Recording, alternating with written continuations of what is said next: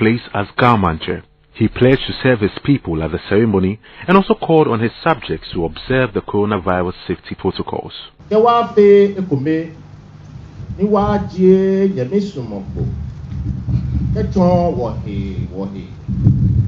Ni oyano nyemi ake ohinye lo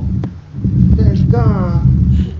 enye ni ehin boni wata wole chijabeni wofe kume ndani abafe kume pesa ni shishinumo aba imba nyeno yeli simba nye somomo akeshi wo bacha ya wo bole kutuni wakpe ni wato kan gbejano ekon ni wayino ne efe soro pra osumo ni beni hira ne ba ke efa pra ne te ne je wasate yen wona wonye ni bo iwo nye ba moden gbejano to ni amlalo ke function ke ha wo den to wa bomoden no you know. On his part, the